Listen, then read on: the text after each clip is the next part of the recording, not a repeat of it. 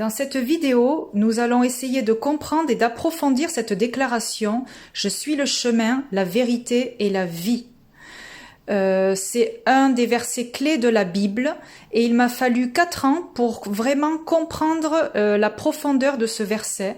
Et comme toute révélation, les promesses de Dieu, une fois qu'elles sont vraiment assises à l'intérieur de notre sein et gravées vraiment dans notre cœur, elles portent du fruit, parce que si ce n'est juste lu et compris intellectuellement, la parole de Dieu ne donne pas vie à notre âme. Alors j'ai intitulé cette vidéo, j'ai repris la déclaration et j'ai mis « Le chemin de la vérité qui mène à la vie ».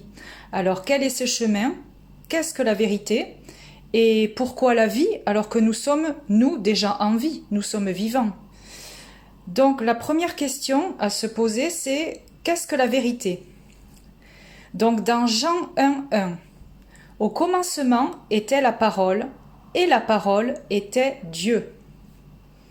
Dans 2 Samuel 7:28, tu es Dieu et tes paroles sont vérité. Et Jean 17:17, sanctifie-les par ta vérité, ta parole est vérité. Alors nous comprenons à travers ces versets que la parole est Dieu et que cette parole est la vérité. Donc, la vérité est Dieu. Ensuite, la deuxième question à se poser, c'est qui est la vérité? Donc, nous venons de voir que la vérité est Dieu, mais plus précisément, qui est Dieu? Dans l'Ancien Testament, Dieu, appelé l'Éternel, s'est également présenté à Moïse sous un autre nom, « Je suis ». Exode 3:14, Dieu dit à Moïse, « Je suis celui qui suis ». Et il ajouta, « C'est ainsi que tu répondras aux enfants d'Israël. Celui qui s'appelle « Je suis » m'a envoyé vers vous. » Dans le Nouveau Testament, « Je suis » a pris une forme humaine. Jean 1, verset 14. La parole est devenue un homme, et il a habité parmi nous. Dans Jean 8, verset 58, Jésus leur dit, « En vérité, je vous le dis, je suis. » Et dans Jean 17:17, Jésus lui dit, « Je suis le chemin, la vérité et la vie. » Alors nous comprenons que « je suis » est Dieu et que Jésus est « je suis » et que la vérité est Jésus. Donc, Jésus est Dieu. Ensuite, troisième question, à quoi sert la vérité? Dans un premier temps, elle accorde le salut. Alors, qu'est-ce que le salut? La définition, c'est que c'est une âme sauvée du péché et de la damnation. Elle échappe à la mort et recouvre la vie. Synonyme, elle est délivrée, libérée. Dans le psaume 31:6, je remets mon esprit entre tes mains, tu me délivreras, Éternel, Dieu de vérité. Psaume 25:5, conduis-moi dans ta vérité et instruis-moi, car tu es le Dieu de mon salut. Tu es toujours mon espérance. Ésaïe 30:15, c'est dans la tranquillité et le repos que sera votre salut. C'est dans le calme et la confiance que sera votre force. Mais vous ne l'avez pas voulu, c'est-à-dire qu'ils ont refusé, ils ont rejeté la vérité. Également, elle renouvelle et transforme. Éphésiens 4, 23-24. À être renouvelé dans l'esprit de votre intelligence et à revêtir l'homme nouveau, créé selon Dieu dans une justice et une sainteté que produit la vérité. Hébreux 4:12. La parole, c'est-à-dire la vérité, de Dieu, est vivante et efficace, plus tranchante qu'une épée quelconque, à 2 tranchants, pénétrante jusqu'à partager âme et esprit. Jean 1:3. Toutes choses ont été faites par elle, c'est-à-dire par la parole, la vérité, et rien de ce qui n'a été fait n'a été fait sans elle. Josué 1:8. Que ce livre de la loi, c'est-à-dire la vérité, ne s'éloigne point de ta bouche, médite-le jour et nuit pour agir fidèlement selon tout ce qui est écrit. Car c'est alors que tu auras du succès dans tes entreprises, c'est alors que tu réussiras. Tu réussiras à avoir une vie glorieuse par la vérité. Également, elle produit la vie. Jean 6, 47, 48. En vérité, je vous le dis, celui qui croit en moi a la vie éternelle. Je suis le pain de la vie. C'est-à-dire que de se nourrir de la parole, de la vérité, c'est se nourrir de lui. Jean 11, 25, 26. Jésus lui dit, « Je suis la résurrection et la vie. Celui qui croit en moi vivra, quand même il serait mort. Et quiconque vit et croit en moi ne mourra jamais. Crois-tu cela ?» C'est-à-dire que si quelqu'un est spirituellement mort, il vivra, il retrouvera la vie en croyant en lui, en Jésus. Et si quelqu'un est déjà en vie, en lui, c'est-à-dire qu'il est déjà en Jésus, eh bien il conservera la vie, c'est-à-dire que son âme restera en vie. Proverbe 4, 23. Garde ton cœur plus que toute autre chose, car de lui viennent les sources de la vie. C'est-à-dire qu'il faut serrer la parole dans son cœur pour garder son âme en vie. Quatrième question. Alors, comment conserver la vie? Alors, tout comme la vérité, la vie est Jésus-Christ. Et en fait, pour cela, j'ai mis 4 ans, j'ai compris que cette année, qu'est-ce qu'était vraiment la vie et comment l'avoir, l'obtenir, ici et maintenant. Alors 4 années à comprendre que l'on ne pouvait pas en fait dissocier le Jésus des évangiles de la Bible. Moi j'avais tendance à dissocier la parole et Jésus. Pour moi Jésus c'était l'homme incarné sur terre, même s'il était Dieu. J'avais du mal à concevoir qu'il était je savais intellectuellement qu'il était la parole de Dieu, mais c'était flou dans mon cœur tout ça et c'était pas bien établi. Donc en fait je dissociais la parole, la vérité en fait, qui nous donne la vie en Jésus-Christ, et qu'il est la vie. Alors je pensais avoir donné ma vie à Christ, car je croyais en lui, mais en fait, pas en sa parole, pas totalement. Je vivais toujours comme avant, dans le doute, la peur, la culpabilité, je portais pas les fruits de l'esprit, les fruits de la vie.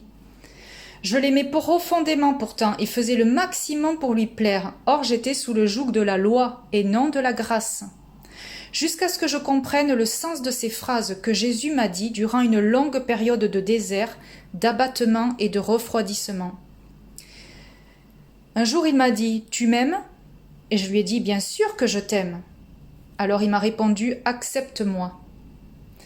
Une autre fois, dans cette même période, il m'a aussi dit que la seule honte, parce que je culpabilisais, j'avais honte de qui j'étais, de ma nature propre, de ma personnalité, et il m'a dit que la seule honte est de détenir la vérité et de ne pas l'accepter, c'est-à-dire d'avoir les promesses, d'avoir la parole sous les yeux, de la lire, mais de ne pas l'accepter dans son cœur. Et une autre fois, un verset m'a vraiment frappé, fait très mal. C'est lorsqu'il m'a parlé, l'Esprit a parlé à mon cœur en lisant ce verset, c'est « N'aimons pas en parole et avec la langue, mais en action et en vérité ». Or, oui, effectivement, j'aimais beaucoup Dieu, je lui disais tout le temps « je t'aime », et j'étais amoureuse de lui. Mais je ne reflétais pas l'amour, je ne faisais pas d'action, je ne me mettais pas en action, en mouvement pour lui, et je ne proclamais pas la vérité pour être transformée dans mon cœur et pour refléter tel il est, tel je suis. Et et j'ai réalisé que j'aimais Jésus en fait en partie. Celle incarnée sur terre, celle que je lisais dans les évangiles. Et je comprenais la Bible intellectuellement, mais je ne recevais pas les promesses dans mon cœur parce qu'en fait, je ne m'étais pas entièrement donnée à lui. Mais lorsque j'ai réalisé en fait que les Écritures, la parole était vraiment Jésus, ça ne faisait qu'un, et qu'il fallait que je les accepte, elles sont devenues une réalité et des délices, tout autant que Jésus l'homme. Donc, pour avoir la vie, il faut accepter la vie. Il faut accepter, la vérité. Pour avoir la vie, il faut accepter la vérité.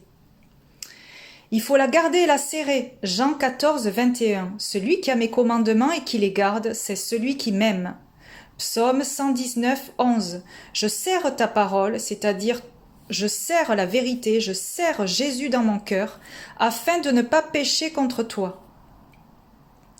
Et une fois que la porte de notre cœur s'ouvre et accueille pleinement Jésus pour souper avec lui, la confiance s'installe et chasse le doute. Au fil des repas pris avec lui, la foi grandit.